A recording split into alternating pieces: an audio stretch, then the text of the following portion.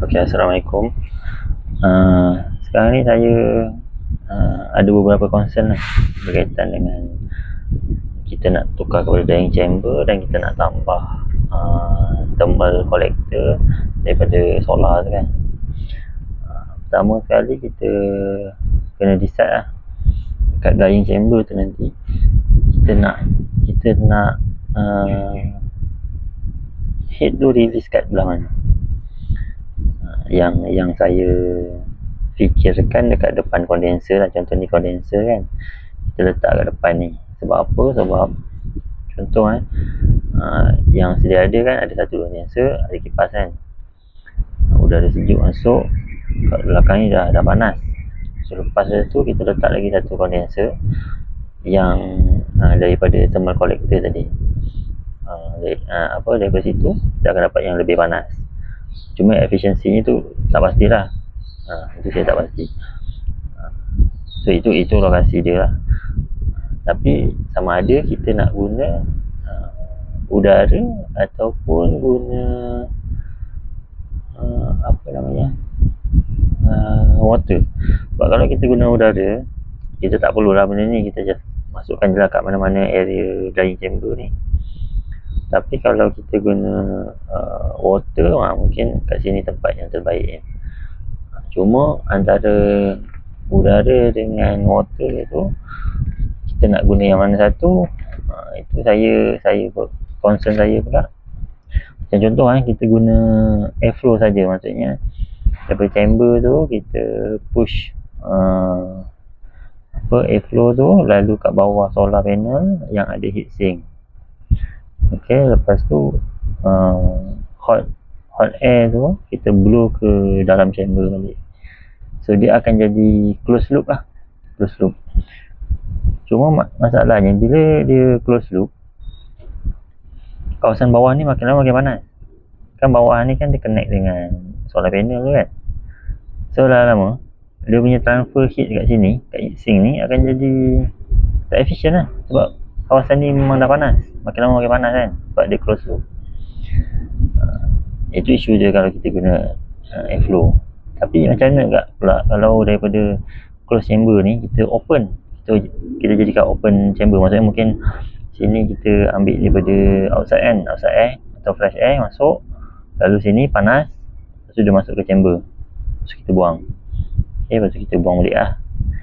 Apa isu dia pula?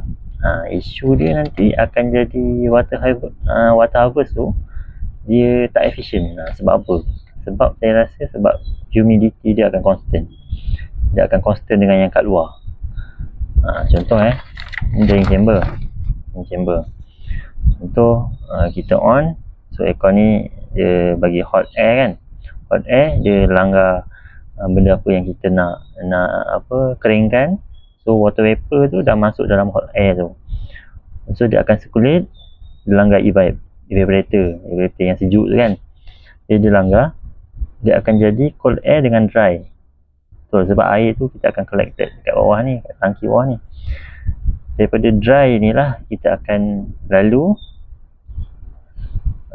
kita akan suck water vapor lagi. Tapi itu close loop. Betul. Kalau kita buat open loop fresh air kan, evap ni dia akan ambil daripada water vapor daripada yang kita nak keringkan. Lepas tu kita buang cold air tu. Sebab kita nak close loop kan, kita nak open loop kan, kita akan buang. Bila kita buang, dah terbebas ke cold and dry tu, kita dah buang kat kat luar. Nanti yang dekat sini akan masuk yang baru kan, fresh air kan. Bila kita masuk fresh air, humidity dia tinggi. Sebab yang dry tadi yang lalu sini. Kalau pun yang dry ni kita lalu sini, contohlah dry ni kita lalu sini, lepas ni baru kita buang, tak guna. Sebab heat daripada sini pula kita akan buang. Doktor faham tak yang saya cuba maksudkan? So sekarang ni yang jadi isu sekarang ni, kalau guna airflow kita close loop ke open loop ke, dia akan jadi masalah. Okey, macam mana pula kalau guna water? Kita contoh ini solar panel, bawah ni mungkin kita guna copper pipe ke, ataupun bawah ni ada genangan air ke kan. Saya tak tahu lagi lah, sebab saya pun tak pernah buat eksperimen macam ni. Cuma ini cuma idea sajalah. Macam mana pula kalau kita guna water flow pula? Kita flowkan air lalu kat copper pipe, keluar tu hot water, lepas tu kita release to air. Mungkin kita guna macam radiator kereta lah, ada konsep macam radiator kereta lah kat dalam chamber tu. Kalau guna yang macam ni, mungkin radiator tu kita akan letak kat depan ni, depan condenser ni, macam ni lah ni. Lepas lagi kipas depan condenser tu, kita letak lagi satu condenser. Dalam tu letaklah glycol ke apa, macam yang radiator kereta kan. Lepas tu, tapi masalahnya pula apa? Okey, saya rasa masalah dia heat transfer. Heat transfer dia akan jadi rendah lah. Sebab apa? Sebab contoh kalau kita guna copper pipe, yang touch antara solar dengan copper pipe ni berapa je dia punya surface area nya, total surface area nya, TSA nya baru rendah lah, kira rendah. Bila rendah, heat transfer pun akan rendah. Bila heat transfer rendah, tujuan utama thermal collector ni untuk efisienkan PV pun, PV jadi tak efisien. Bukan tak efisien lah, PV nya jadi macam standard PV je. Faham tak?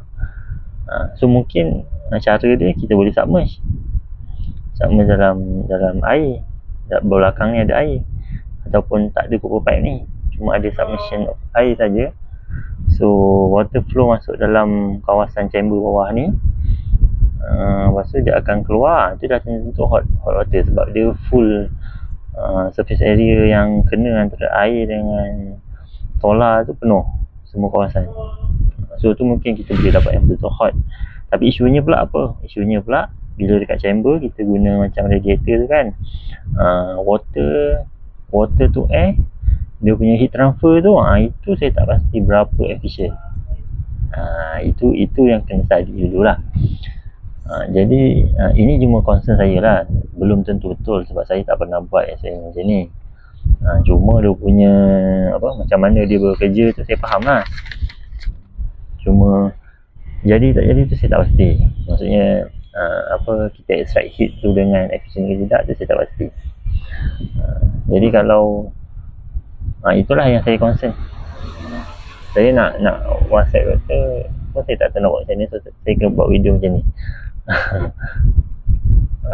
Saya rasa tu je lah. Assalamualaikum.